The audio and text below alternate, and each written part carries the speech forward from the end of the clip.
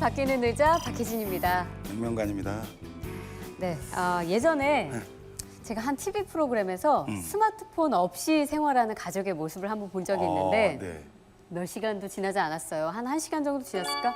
다들 못 견뎌 하는 거죠. 못 견디죠. 근데 실제로 우리들도 그런 모습들 많이 보이잖아요. 아침 뭐 화장실 갈 때, 잠잘 때까지도 함께 하니까. 주고 있죠. 네. 그렇죠. 예. 제가 저희 이 휴대폰은요, 저희 20년 전엔 그런 게 없었어요. 그래서 우리 그 건너라는 노래 보면 뭐예요? 동전 바꿔서 전화하는 그거 나오잖아요. 네, 공중전화. 네, 공중전화하고. 줄 길게 서서 기다리고. 그렇죠. 네. 예. 그래서 거기에 대한 추억이 많아요. 그럼요. 그때는 그래서 약간 기다림의 미학이랄까? 기다릴 때 그렇죠. 오는 그 설렘 같은 게 좀 있었죠. 네, 맞아요. 스마트폰이 없어서 뭐 즉각적으로 그 대답을 하지 못하더라도 그렇기 때문에 아주 어렵게 만나는 어떤 만남 혹은 맞아요. 어렵게 된 어떤 연락이 굉장히 소중하게 그렇죠. 느껴졌던 그랬었죠. 때였던 것 맞아요. 같아요. 예. 예. 근데 이 스마트폰이 들어오면서 되게 줄어든 게 있어요. 어떤? 생각이 줄어들어요. 또 자막 없이는 노래를 못 불러. 네, 네. 암산이 안 돼요. 그래서 저희 성인이 보통 스마트폰 50%를 쓰는데 예. 그중에 국민 5명 중에 2명이 디지털 치매랍니다. 그래요. 네.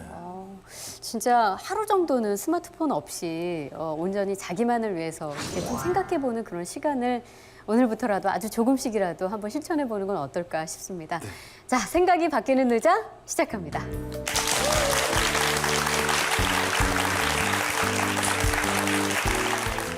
교수님 얼마 전에 가구 바꾸신다더니 하셨어요? 어떻게 하셨어요? 소문 들었죠.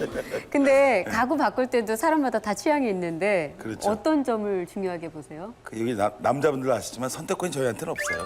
그건 그래요. 네. 근데 이제 서재 책장을 바꿨더니요 분위기가 확 바뀌더라고요. 맞아요. 예, 그 사실 디자인을 여자분들은 많이 보는 편이잖아요. 그래서 그렇죠. 예전에는 디자인 하면은 이제 주로 예쁜 거, 이게 미가 두드러진 거 그런 거를 봤다면 요즘에는 기능이나 어떤 편리함까지 더해져서 이 디자인의 개념이 좀 확장된 것 같은 그런 느낌이 있습니다. 그렇죠. 빌 게이츠가 디자인계의 지도자이자 달인이라고 칭했던 멘토이기도 하고요. 사랑하는 사람에게 선물을 하듯이 디자인을 하라 한 대한민국 대표 디자이너 이노 디자인의 김영세 회장을 모시겠습니다. 큰 박수로 맞아주세요.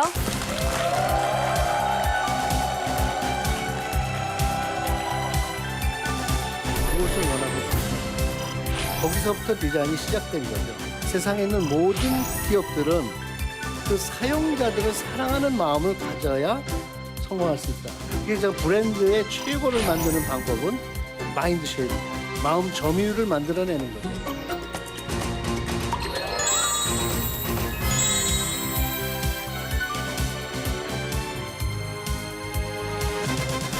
너무 반갑게 맞아주셔서 너무 감사합니다.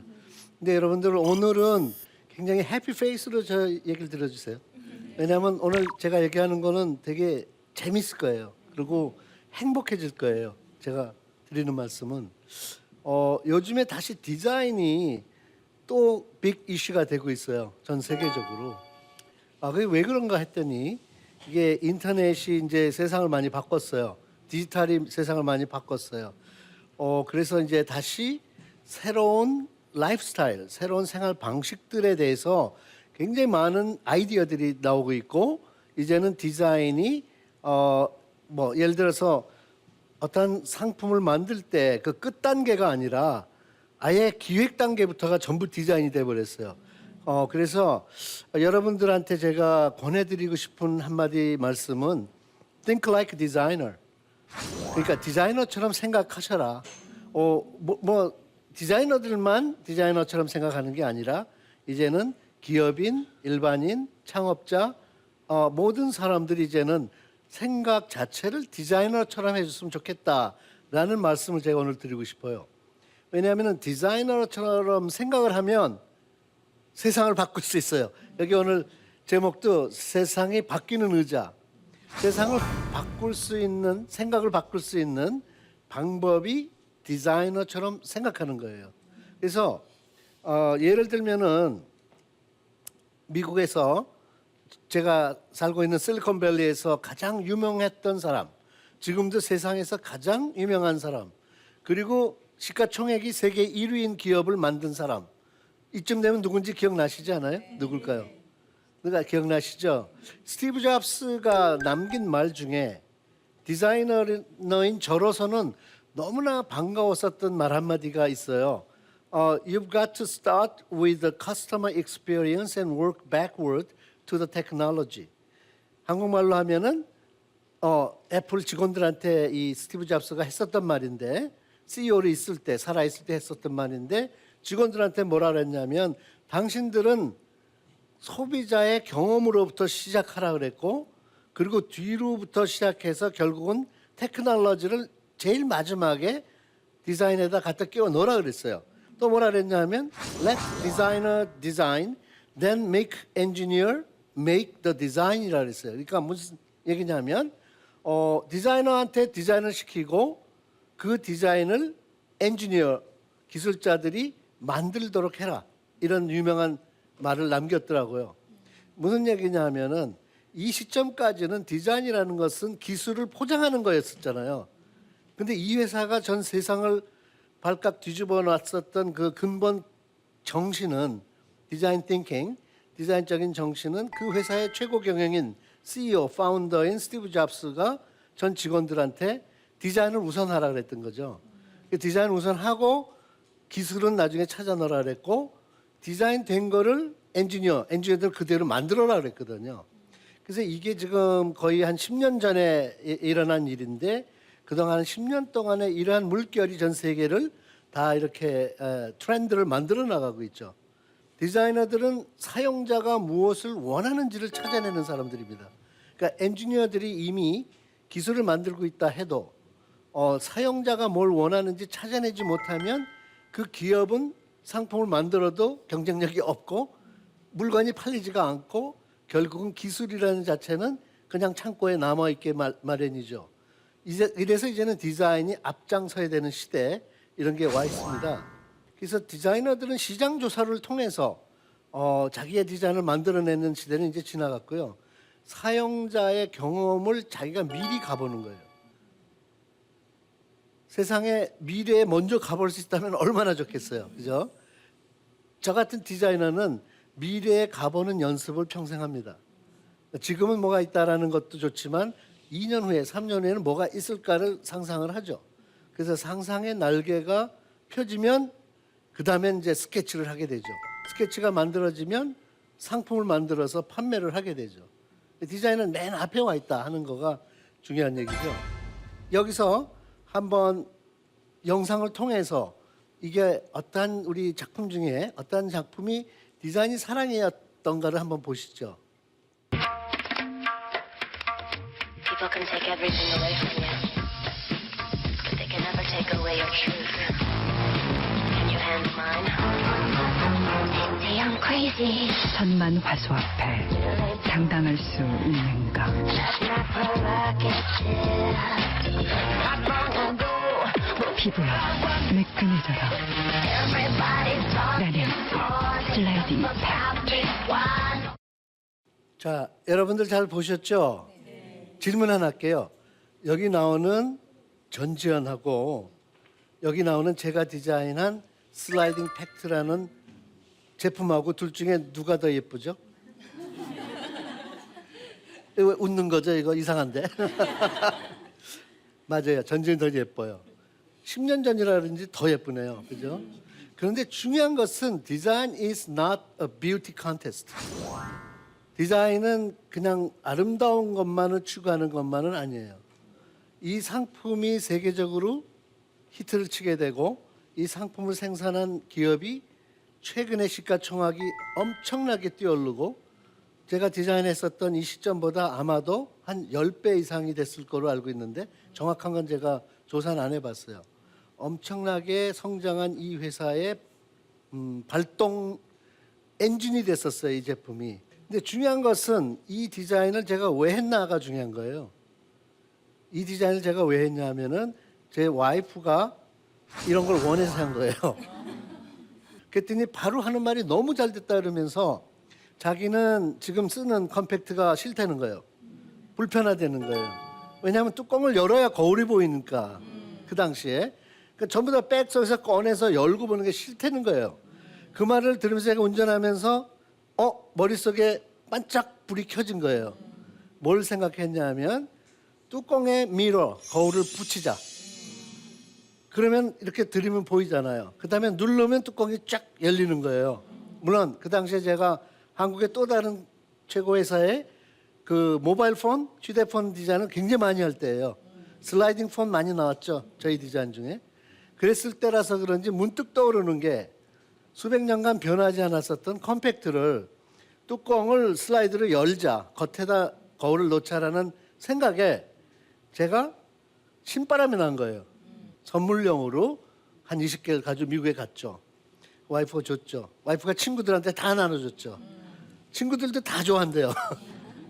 그런데 와이프가 진짜 좋아하는 거 보니까 저는 너무 행복한 거예요. 그러면서 제가 또 한 번 깨달았죠. 이게 디자인이구나. 사랑하는 사람에게 선물하듯이 하는 게 최고의 디자인이구나. 이런 생각을 그 당시 했어요. 그리고 이제 지난 10년 동안 이너 디자인, 제가 창업한 미국의 이너 디자인 회사에서의 전략은 아주 심플해요. 사랑하는 사람에게 선물하듯이 디자인한다. 다른 회사가 시장 조사하고 뭐 모니터링하고 벤치마킹하고 이럴 때 우리는 무슨 생각을 하냐면 사람들이 만약에 나에 가까운 사람이라면 무엇을 원하고 있을까? 거기서부터 디자인이 시작된 거죠. 그래서 그러한 생각을 오늘 왜 이렇게 전달을 드리냐 하면은 사랑하는 사람에게 선물하듯이 디자인하듯이 여러분들이 만약에 비즈니스를 하신다면 여러분들의 고객을 사랑하는 사람이라고 생각할 수 있다면 대성공할 거다. 그래서 Design is loving others를 살짝 오늘은 변형하면 Business is loving others. 우리 세상에 있는 모든 기업들은 그 사용자들을 사랑하는 마음을 가져야 성공할 수 있다. 이런 걸 말씀드리면서 그게 바로 디자인 띵킹, 디자이너처럼 생각하기라고 말할 수 있죠. 결국은 엔트레프레너라고 하는 기업가들이나 저 같은 디자이너들이나 모두 나누는 사람들입니다. 재능이나 재산이나 몽땅 집어서 나눠서 생산 가치를 만들어서 최종 목표는 세상 사람들이 행복하고 편리하게 살 수 있는 부가가치를 창조하는 것이죠. 그래서 앞으로 생각하는 방식을 디자이너처럼 생각하면 마치 저처럼 생각하면 이런 변화가 일어납니다. 생각을 다르게 하는 걸 공부하게 되고 습관하게 되고 남들을 위하는 배려심을 하게 되고 끊임없는 창조와 케어, 남을 배려로서 새로운 세상을 만들어 나갈 수 있다는 얘기가 됩니다. 세상에는 마인드쉐어라는 단어가 태어났어요. 한 3년 전에 태어났어요. 누가 만들었는지 혹시 아시는 분 계시나요? 쉬운데 바로 전데요. 제가 마켓쉐어라는 말에 너무나 실증이 났어요. 한 3년 전에. 그래서 최고 경영인들한테 강의를 하다가 나도 모르게 단어가 툭 튀어나간 거예요. 뭐라고 했냐면 최고 경영인들 모인 자리에서 왜 당신들은 마켓쉐어에만 그렇게 빠져 있는가? 고정관념이. 왜 시장 점유율에만 전쟁을 하는가? 내가 알기에는 그보다 더 중요한 하나 있습니다. 라고 하면서 마인드쉐어라고 말을 했어요. 그러니까 마켓쉐어하고 마인드쉐어 전부 M자 시작하죠. 그래서 마인드쉐어는 무슨 뜻이냐면 고객 마음 점유율이에요.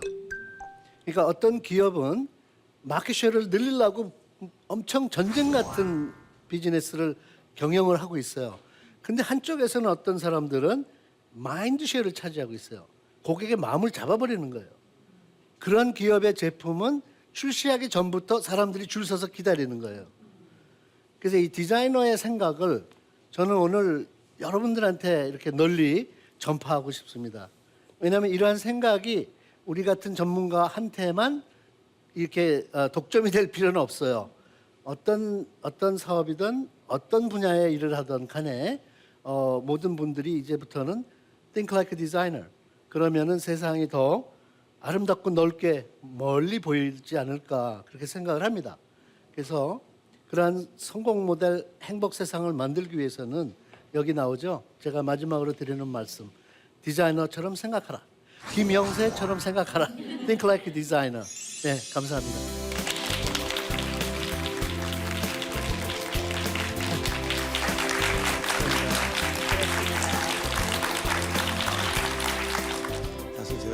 감동적인 게 네. 회장님 제가 팬입니다. 아, 그렇군요. 예. 책도 다 읽었고요. 네. 그리고 반갑습니다. 감사합니다. 오늘 고백해야 될 게 네. 그 마인드 쉐어라는 거 강의에 엄청 써먹었습니다. 아, 예. 아주 로열티 내세요. 아니 그건 못합니다. 그래서 자백을 하면 그만큼 못 주게 돼 있어요. 아니요, 제가 예. 그 말을 만들었다는 건 온 세상이 한국이고 미국 다 알고 있는데. 네. 그러면 최소한 누구 왈이라는 거 붙이시죠? 네. 저작권이 그래서- 네네. 있으니까. 예. 독창적인 아이들을 어떻게 내시는 건지. 그거 되게 어려운 질문 주시네요. 역시 어려운 질문 주시네요. 아이디어는 저랑 같이 있는 사람한테 나오는 것 같아요. 저랑 마주 보는 사람 또는 옆에 있는 사람, 네. 저기 있는 사람한테 나오는 것 같아요. 항상 나 말고 다른 사람한테 나오는 것 같아요. 그러니까 물론 아이디어를 그려서 내놓는 건 저지만 그런 생각을 하게 만드는 건 모티브를? 저 아닌 다른 사람이에요. 그러니까 저는 많은 사람한테 빚을 지고 있죠. 예를 들면은 제가 아까 그 목에 거는 MP3 말씀하셨죠. 네. 말씀하시니까 기억이 얼핏 나는데 거의 10년 전인데 네. 아마 여기 오신 방청객들이 청소년 때 그 히트 쳤잖아요. 그렇죠. 네. 그거 다 네, 기억하시는데 맞습니다. 네. 제가 한국에 출장을 자주 나올 때인데 나와가지고 저희 회사 길 건너에 있는 커피숍에 앉아서 혼자 쉬고 있었어요. 네. 창가야 저는 좋아하거든요. 혼자 앉았을 때 커피 마시는데 깜짝 놀랐어요. 대낮이지만 너무 예쁜 여자가 지나가요. 네. 청담동이었어요. 네. 그래가지고 이렇게 했다가 이렇게 막 쫓아간 거예요, 눈이. 예. 그러면서 대단하다라고 하다 깜짝 또 놀란 게 그 여자가 목에 예. 거의 이렇게 못생긴 거를 들고. MP3를 목에다 걸고 이거보다 더 커요. 예. 막 이렇게 귀에 꼽는 것도 주렁주렁하고 불편해 보여요. 그래서 예. 저렇게 예쁜 여자는 더 예쁜 걸 해야 되지 않나? 그 생각이 딱 들어가지고 제가 예. 그 냅킨에다가 그린 거죠. 네. 냅킨에다가. 예. 발상을 했죠. 생각을 바꿨죠. 그 여자가 필요한 MP3 목걸이형 MP3는 예. 이러한 그 MP3 목에 거는 게 아니라 아름다운 목걸이에서 소리가 나면 되잖아요. 그렇죠. 생각을 바꿨죠. 네. 그래가지고 그림이 나왔고 물건이 나오니까 나오자마자 한 150만 명이 그걸 좋아했어요. 그래서 저는 그런 식으로 아, 제가 늘 그런 걸 찾고 있는 것 같아요. 네. 무의식적으로. 예. 실제로 디자인하면 어떤 상품과 제품을 디자인하는 것만 생각하잖아요. 그런데 만약에 자기 자신을 디자인하라 이런 말도 많이 하게 되는데 네. 어떻게 할 수 있을까요? 이 상품이 아니었을 때는. 상품이 훌륭한 상품이 되려면 예. 세 가지를 만족시켜야 되거든요. 네. 뭐 거의 미스 코리아 뽑는 수준입니다. 진선미를 만족시켜야 되거든요. 네. 그러니까 진이라는 것은 진실한 기능이에요. 선, 착한 가격, 네. 그 다음에 미, 아름다움. 제가 보기에는 사람도 그래야 될 것 같아요. 사람이 착해야 된다는, 가격이 싸야 된다는 건 아니지만 네. 경제적인 논리가 되는 또는 진실성이 있는 네. 그 다음에 문화적으로 아름다운. 그래서 그 사람은 아마도 나만이 최고고 나만이 행복한 게 아니라 그 사람 주위가 다 이렇게 혜택을 입을 수 있지 않을까. 예. 그러니까 그런 사람들이 나머지 사람들을 기쁘게 해주는 거 아닌가. 그게 문화가 아닌가. 네. 창조적 신인류라서 퍼플 피플이라는 말씀하셨어요. 근데 그거는 네. 네. 네, 그래서 스티브 첸도 얘기하고 유튜브를 만들었던. 네, 네. 근데 그런 사람들에 의해서 수평도 될 것이고요. 네, 네. 정말 그런 사람들이 정말 필요하다고 느끼세요. 네. 우리 교수님은 저에 대해서 너무 많이 아십니다. 좀 약간 불안합니다. 제가 내놓은 책의 제목이 지금 맹 교수님 말씀하신 퍼플 피플이라는 책인데요. 그 책의 내용은 아주 쉽게 말씀드리면 하고 싶은 일을 하는 사람이 성공한다. 왜냐하면 산업 시대에서는 그게 아니에요. 산업 시대에서는 이렇게 줄을 잘 서야 되거든요. 그렇죠. 그리고 이쪽 가면은 공장에 가면 파란 옷 이제 예. 블루 칼라라고 부르고 그렇죠. 이쪽 쭉 가면 이제 사무실 일하는 사람 보고 화이트 칼라라 이랬는데 제가 실리콘밸리에서 살면서 일하면서 그거를 참 못마땅하다고 생각했어요. 네. 실제로 현장에 보면은 블루도 아니고 화이트도 아닌 아이들이 세상을 바꾸고 있잖아요. 네. 그렇죠. 네. 그냥 막 그 형식과의 전혀 다른 사람들. 이 사람들은 그럼 무슨 색깔이지? 하다가 퍼플이다. 네. 제가. 야. 그렇게 퍼플 칼라라는 직업을 네. 제가 만들었잖아요. 이 그런 직업이라기보다 인재의 구분, 네. 직장인들을 구분할 때 저는 퍼플 칼라다.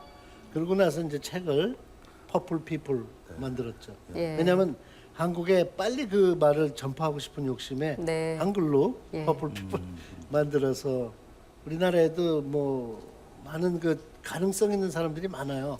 특히 젊은 세대에서 보면 퍼플 피플들이 많은데 네. 기성 세대에서 그런 사람들을 많이 좀 스카우트하고 그렇죠. 열어주고 밀어주고 한다면 훨씬 더 빨리 진화하지 않을까. 실제로 이제 만약에 방송을 지켜보시는 분 중에 이제 디자이너가 되고 싶은 분들, 디자인 공부를 하는 분들, 지금 활동하고 계시는 분들도 계실 텐데, 네네. 뭐 지금 오늘 강연에서는 꼭 디자이너뿐만이 아니라 모든 사람들이 디자이너처럼 생각하라고 하셨지만, 네. 특별히 그분들에게 해주시고 싶은 말씀 있으세요? 정말 좋은 말씀 드릴 수 있게 됐어요. 왜냐하면 제가 준비하는 뭐 플랫폼이 하나 이제 열립니다. 네. 그게 뭐냐면 DXL 랩이라고 해서요. 네. 아마 한 달 후에 공식화될 예정이 전 세계적으로 어나운스합니다. 네. 근데 DXL이 무슨 약자냐면 디자인 엑셀러레이터예요. 디자인 엑셀러레이터 DXL. 그래서 네. 이거는 실리콘밸리에도 없는 모델이에요. 그래서 제가 세계 최초로 만들었어요. 근데 이게 왜 만들었냐면 이노 디자인이 열심히 이 디자인계를 끌어가고 있지만 밖에는 한국에 수만 명의 디자이너들이 있잖아요. 네. 그래서 저희가 이제는 오픈 이노베이션, 이노 디자인은 이제 장벽을 내리자. 네. 그래가지고 앞으로 아마 대기업들도 그렇게 가야 되지 않나 생각은 합니다만은 그렇죠. 네, 맞아요. 그다음에 디자이너 아니더라도 스타트업 컴퍼니들이나 중소기업, 중견기업들 중에서 우리의 디자인이 필요하다. 그러면 이제 저희 회사에 전화 걸거나 찾아올 필요 없어요. 네. dxl.com을 통해서 의뢰를 하면 돼요. 그런 분들과 우리가 이렇게 거대하게 모아가는 크리에이터들을 같이 만나게 하고 프로젝트를 저희가 운영하는 사이트가 이제 열리고요. 거기에 이제 한 가지 더 투자자들도 조인할 수 있어요. 그래서 이 모델을 사실 오늘 다른 그 학회에서 네. 처음으로 또 발표를 했어요. 네. 이런 방송은 아니지만 그래서 앞으로 이제 그게 공개될 거이기 때문에 저랑 같이 또는 이노 디자인하고 함께 또는 디자인에 관련된 관심과 미래를 네. 찾는 젊은 우리나라의 국민들이라면은 제가 다 환영합니다. 네.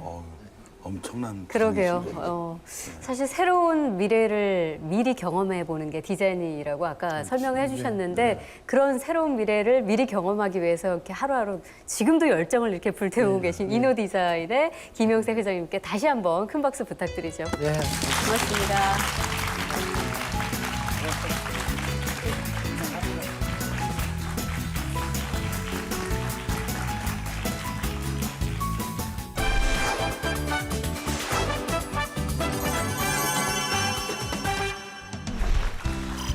요즘에 사람들이 SNS로 소통 많이 하잖아요. 근데 그러다 보니까 사실 나는 이만큼 글을 써서 보냈는데 상대는 한 줄? 혹은 나는 막 하트도 보내고 웃는 표시 이모티콘도 보냈는데 무뚝뚝하게 점 하나 찍고 온다거나 뭐 이렇게 하면 굉장히 상처도 받고 혹시 내가 뭐 이 사람한테 실수했나? 상대방의 기분도 막 헤아려 보게 되고 그렇죠. 그런 경우 많이 생기는 것 같아요. 남의 얘기가 아니라니까. 그래요? 언제 그러신 적 있으셨어요? 제작진 그 단체 카톡방에다 썼잖아요, 글을. 네네. 근데 아무도 안 올라와서 아. 제가 무관심해서 고맙습니다 이렇게 써 올렸더니 30분 후에 제가 하나 네, 하나 올렸는데 올렸어요. 울고 계시더라고요. 그래서 우리가 카톡 보고 일자 없을 때까지 계속 바라보고 있잖아요. 사실은 무심코 던진 돌에 정말 개구리가 죽잖아요. 네. 상처는 제가 보니까 아주 작은 것부터 시작해요. 그래서 커다란 상처가 되는데 네네. 이런 상처를 마음 단련법으로 치유하신 분이 계세요. 이건 비단 우리 문제가 아니라 물론 가정의 문제일 수도 있잖아요. 네. 근데 또 이분이 또 제일 좋은 이 이름이 있어요. 청담 하바드 심리센터. 아, 좋은 거 다 다 붙어 있는데요. 가지셨어요. 네. 예, 최명기 소장님. 네. 큰 박수 맞이해 주시기 바랍니다. 나는 왜 상처를 많이 받는 사람일까 하는 내 마음의 지도가 있어야 돼요. 안 되는 건 안 되는 거로 포기하지 않는 한 양말 때문에 매일 상처받게 되십니다. 사이가 나빠지셔야지 덜 보게 되고 덜 상처받으시죠.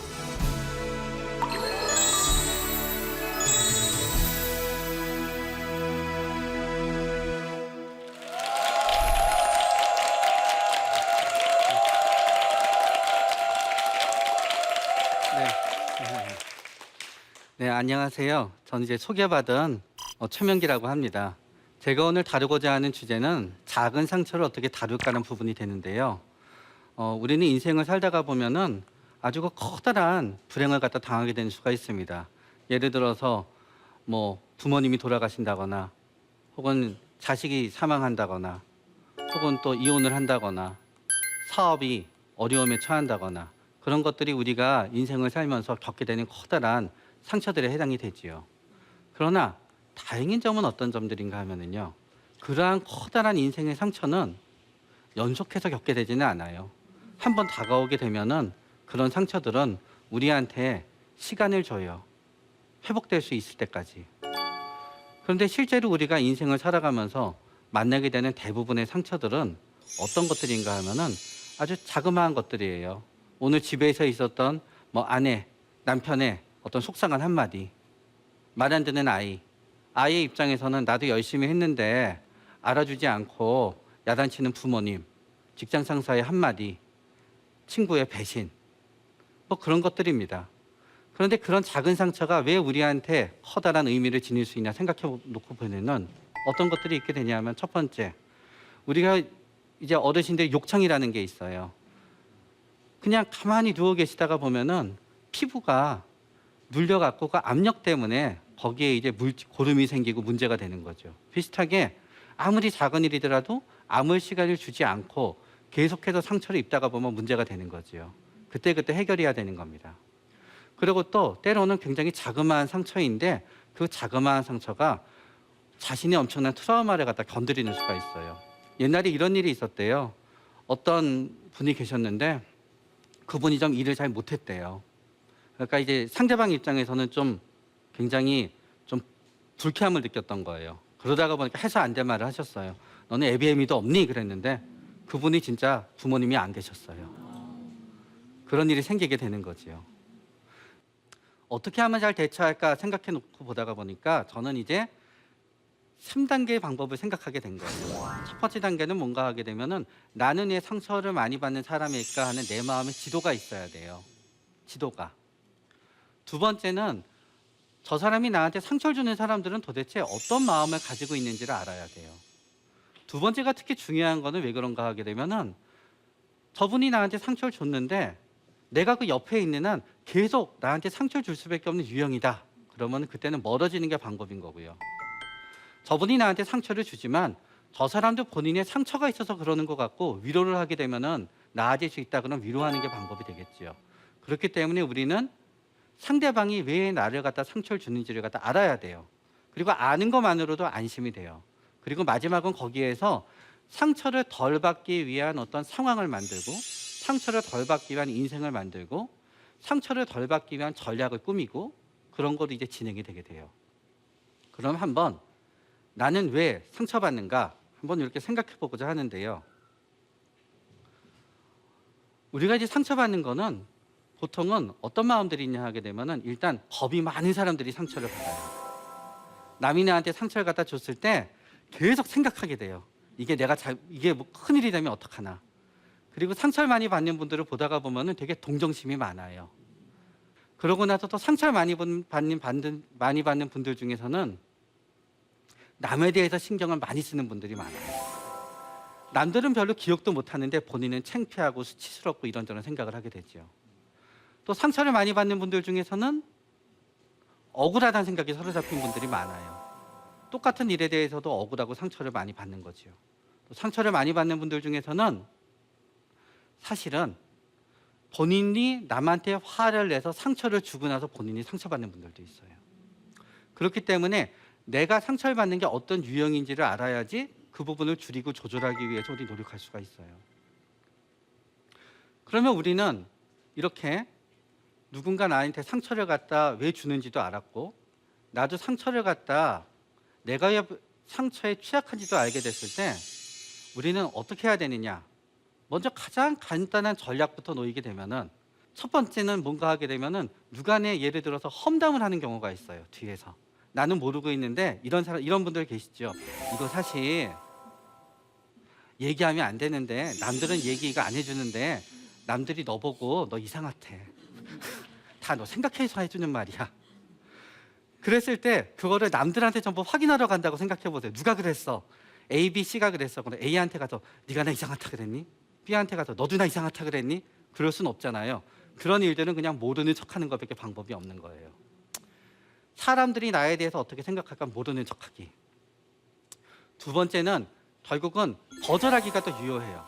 여러분들한테 뭔가 부탁을 해서 상처를 주는 분들은 여러분이 그거를 갖다 들어주잖아요. 그 다음에는 똑같은 거를 또 부탁하고 똑같은 거를 또 부탁해요.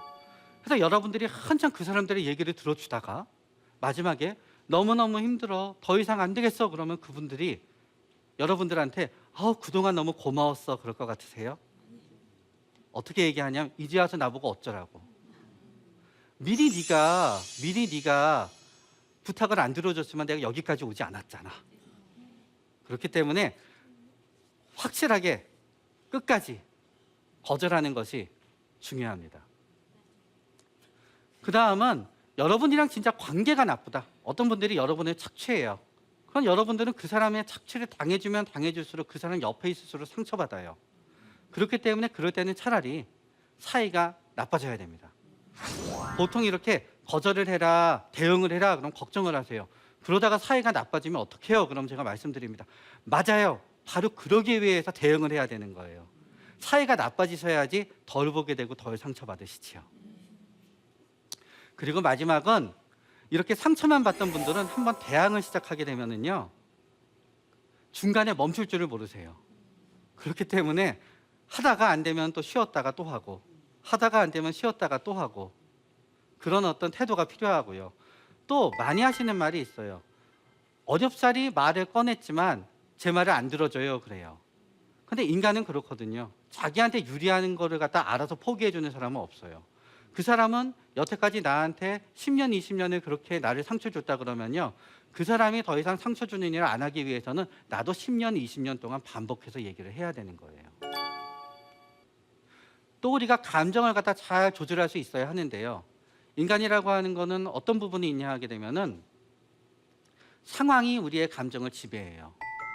만약에 오늘 여러분들이 이 방송이 끝나고 나서 여러분들이 로또 복권에 당첨이 되던 놀라운 일을 경험하게 되셨어요. 그런데 집에 갔는데 남편이나 아내가 잔소리했어요. 양말에 또 안 갖다 놔서 잔소리했어요. 혹은 또 남편이 아내한테 잔소리했어요. 뭐 이렇게 음식이 이래? 그렇더라도 기분 나쁘시겠어요? 하나도 기분이 나쁘지 않습니다. 그렇기 때문에 여러분이 자신 있는 현재의 상황을 만들수록 여러분은 상처를 입게 되시는 거예요. 상처를 갖다 받지 말아야지 상처에 집착하면 집착할수록 상처에서 헤어나지 못하게 되는 거고요. 반대로 내가 지금 내 행복을 만들면 만들수록 상처에는 빠지지 않게 되는 거죠. 그리고 여러분 너무 상처를 받게 되게 되면 우리는 계속 나한테는 불행만 있는 것 같다는 생각을 하게 돼요. 그랬을 때는 한번 일기장이건 이메일이건 편지건 여러분의 과거를 한번 들여다보세요. 그러다가 보면은 내가 생각보다 상처받지 않았다는 걸 알게 되는 걸 거예요.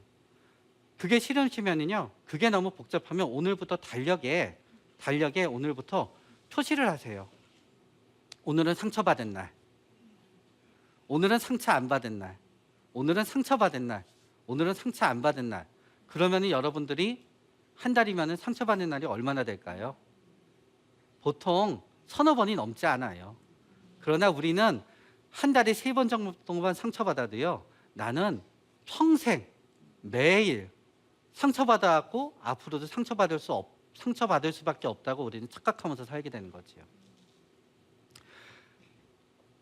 그래서 상처를 받지 않게 하기 위해서는 또 중요한 게 결국은 상처를 받지 않는 일종의 삶을 살아가는 게 중요한데요. 그래서 제가 흔히 말씀드리고자 하는 게 뭔가 하게 되면은 여러분 결국은 안 되는 일을 되게 하려고 하면 할수록 여러분은 상처받게 되는 겁니다. 만약에 여러분이 아까 남편의 양말 얘기를 했지만 왜 양말을 저기에 벗어놓지 않았어? 라고 30년을 잔소리했지만 계속 양말을 안 벗어나요. 그러면은 안 되는 건 안 되는 거로 포기하지 않는 한 양말 때문에 매일 상처받게 되시는 겁니다. 비슷하게 인생을 살면서도 안 되는 일은 안 되는 일인 거예요.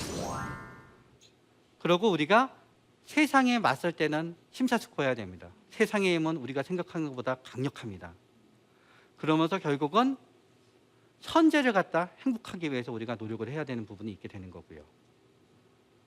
그러나 그럼에도 불구하고 상처를 갖다 받는다고 생각이 되시면은 제가 여러분들한테 몇 가지 권해드리고자 하는 응급처치들이 있습니다.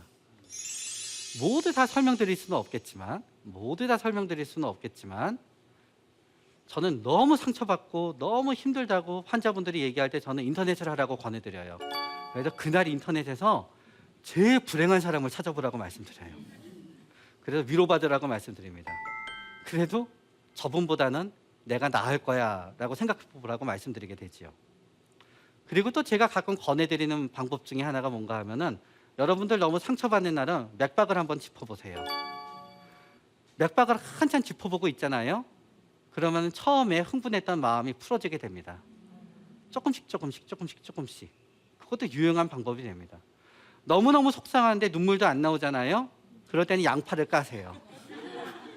양파를 까다가 보면은 막 이렇게 눈물이 나오게 됩니다. 사실 우리는 거짓말하면 안 된다고 하지만 저는 가끔 환자분들한테 말씀드립니다. 너무너무 기분이 안 좋은 날은 살짝 굉장히 본인이 횡재를 맞은 것처럼 주위에 거짓말을 해보라고. 그러면 주위에서 좀 부러워해 주거든요. 그러면 그것도 더 위로가 될 수가 있습니다. 그리고 또 저희가 많이 쓰는 방법 중에 하나는 내가 진짜 상처받는 분들은 자기 얘기를 갖다 하지를 못해요. 그래서 저는 이렇게 기법 중에 빈의자 기법이라는 게 있습니다. 내가 이렇게 앉아 있으면은 맞은편에 나한테 진짜 상처 준 사람이 있다고 생각해 보는 거예요. 그래서 평소에 하지 못했던 얘기를 갖다 그 사람한테 하는 겁니다. 네가 이래서 그때 너무 나한테 상처를 줬는데 너는 내 마음을 갖다 몰라주지만 나는 그때 마음이 아팠어 라고 얘기를 해보는 거예요. 그러고 나서 반대의 입장에서 한번 또 마지막으로 얘기를 해보는 거예요. 내가 그 사람의 입장이 된 다음에 그 사람이 나한테 해줬으면 하는 말을 갖다 내가 그 사람이라고 해주는 거예요. 이제 너를 용서할게 해도 되고요. 이제 진짜 미안해 해도 되고요. 그렇게 상처를 위로받을 수 있습니다. 우리가 집을 짓다가 보면 먼지가 안 날 수가 없습니다. 우리가 가구를 만들려고 하면은 톱밥이 안 생길 수가 없습니다. 자그마한 마음의 상처란 집을 만들 때 생기는 먼지, 가구를 만들 때 톱밥 같은 겁니다. 그렇기 때문에 여러분이 여태까지 이렇게 인생을 살아오실 수 있다는 것은 그 정도 상처는 여러분들이 극복할 수 있다는 걸 의미합니다. 그러면서 오늘 제가 알려드린 여러 가지 부분이 도움이 되어서 여러분들이 앞으로 받을 작은 상처를 치유하는 데 많은 도움이 됐으면 좋겠고요. 작은 상처를 두려워하지 않는 여러분이 원하는 온전한 삶을 살게 되기를 갖다 바라겠습니다. 여기까지 감사합니다.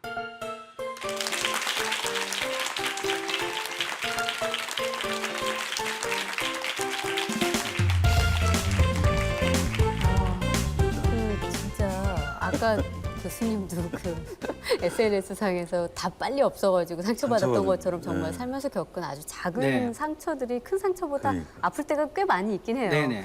근데 그런 상처를 마주했을 때 자기 자신이 난 왜 이런 거 가지고 이렇게 마음이 아프지 하고 자책을 하는 경우도 있고 네. 더 크게는 사회적인 인식이 사실 본인들도 그러면서 너는 뭐 그런 거 가지고 상처받고 그러냐 사람이 소심하게 네. 뭐 이렇게 그 쉽게 상처받는 네. 사람을 좀 무시하는 경향도 네, 있고 네. 좀 그런 분위기가 있죠. 네. 우리 문화에. 네.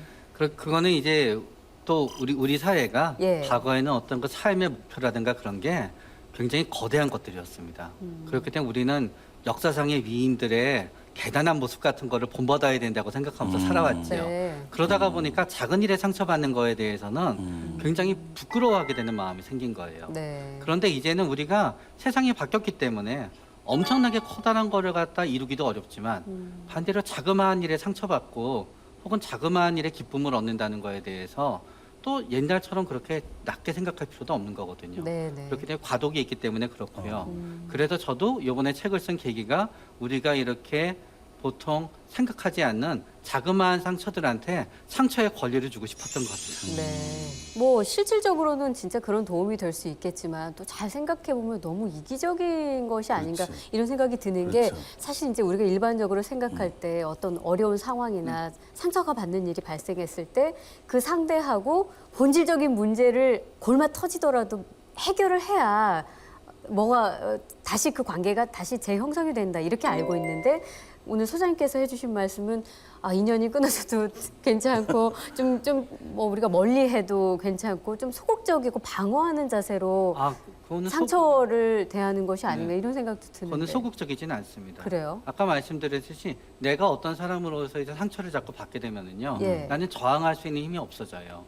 점점 나는 내가 만약에 고기 같은 마음을 가졌을 때랑 무 같은 마음을 가졌을 때랑 두부 같은 마음을 가졌을 때 차이가 있거든요. 네. 내 마음이 이미 두부같이 약해졌는데 내가 그분을 대하면 대할수록 나의 마음은 두부가 아니라 모래가 되어버리는 거지요. 그때는 나의 마음이 최소한도 무나 고기가 될 정도까지는 내가 다시 이렇게 상황을 마주치지 않는 것밖에 네. 내가 사실은 치유될 수 있는 방법이 없는 겁니다. 저는 외모에 대한 많은 컴플렉스가 그래요. 많았어요. 상처 많으셨어요. 외모에 대한 뭐 옥돌매라고 옥상에서 떨어진 매주라 그러고 막 너는 기도가 필요한 얼굴이라 그러고 막 그것도 교회 권사님이 네 얼굴 위해서 기도해 줄게 이라고 우리 상처를 받았어요. 네. 근데 이게 지나가니까 그게 자유로워지더라고요. 네. 그러니까 나이를 먹으니까 사람들이 50이 되니까 얼굴이 다 똑같아지니까. 네. 근데 그 기간이라는 게 필요하지 않아요? 그 상처를 계속 저는 갖고 있었거든요, 여태까지. 네.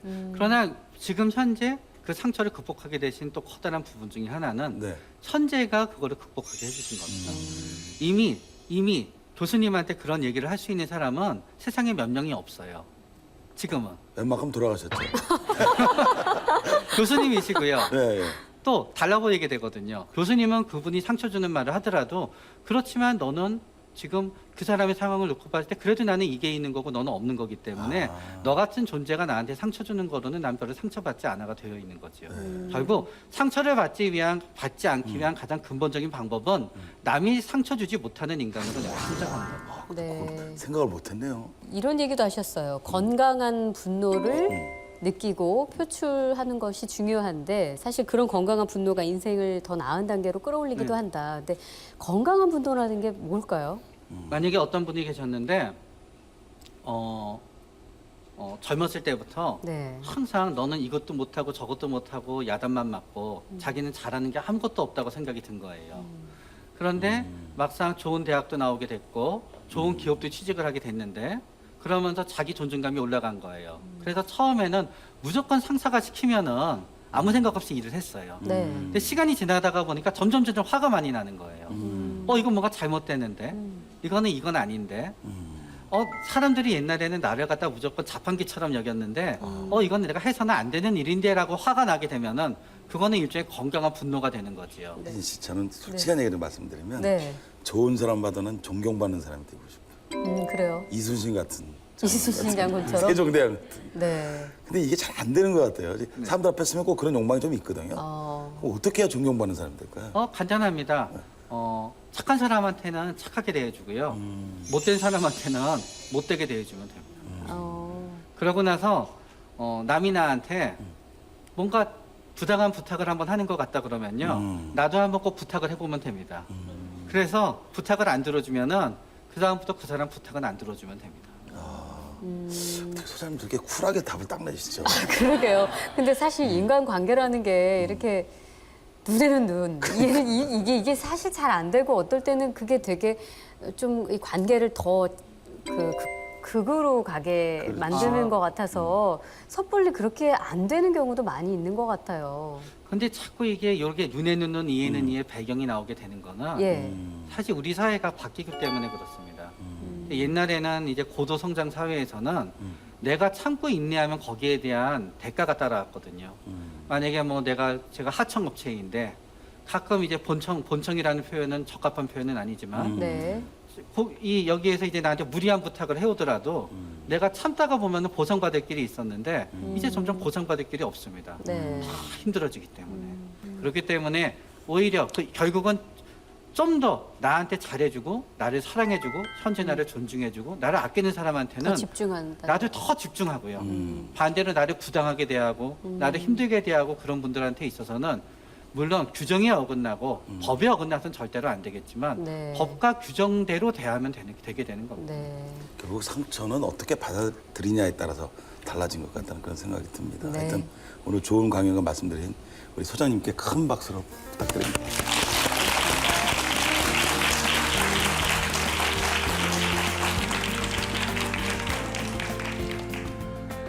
혁신 아이콘인 애플의 스티브 잡스는 다르게 생각하라 그렇게 얘기를 했습니다. 지식의 사회에서의 생각은 경쟁력이라고 우리가 할 수 있는데 오늘 디자인에 대한 또 그것의 생각에 대해서 우리가 생각하는 그런 시간들을 가졌습니다. 빌 게이츠가 디자인의 구루라고 얘기하는 김영세 회장님으로부터 생각은 어떻게 발전하고 진화되는지 또 그것이 어떻게 사람들을 편하게 만드는지 그런 것들을 여러 가지 발명품과 그 아이디어의 소스에 대해서 우리가 공부를 했습니다. 또 우리가 심리적인 작은 상처에 대한 생각을 했습니다. 역시 우리가 상처를 주고받는 그런 존재임이 분명하지만 그 상처를 어떻게 수용하느냐에 따라 그래서 성숙한 인간들은 정말 망가질 때 망가지는 그런 퇴행의 자유도 우리가 엿봤고요. 그리고 그 상처에서 우리가 어떻게 받아들이는 그렇게 양팔을 까는 심지어 그런 행동에 대한 것도 우리가 배웠습니다. 역시 어떻게 생각하느냐 우리가 그것을 어떻게 생각을 바꿔가냐에 따라서 우리의 현재의 생활과 생각과 모습이 달라진다는 것을 새롭게 배웠습니다. 시베리아 북쪽에 있는 타우라스산 독수리들이 그 산을 넘어가는 두루미들을 공격해서 배를 채우곤 한대요. 근데 이 두루미의 특징이 하나같이 요란한 소리를 내면서 간다 하네요. 그래서 아주 좋은 먹잇감이 되고 있는 거죠. 그렇죠. 예. 그 소리를 내므로써 이렇게 당하는 거네. 네네. 근데 이게 나이던 두루미들은요, 네. 이 돌을 입에 담는다. 그래서 이 무거운 침묵이 사실은 자기의 안전이나 생존을 보장해줘요. 지혜롭네요. 예. 사실 이제 나이가 들어가면 이 젊은 시절을 그리워하기 마련인데 조금만 생각을 바꿔보면 나이를 먹는다는 거, 나이 듦에 관한 것은 삶에 대한 지혜가 생기고 또 연륜이 생기면서 진정으로 정말 성숙해가는 한 인간이 된다는 거 그런 아름다운 과정이 아닐까 그런 생각을 해봅니다. 자, 저희는 다음 주 이 시간에 다시 찾아뵙겠습니다. 고맙습니다. 고맙습니다.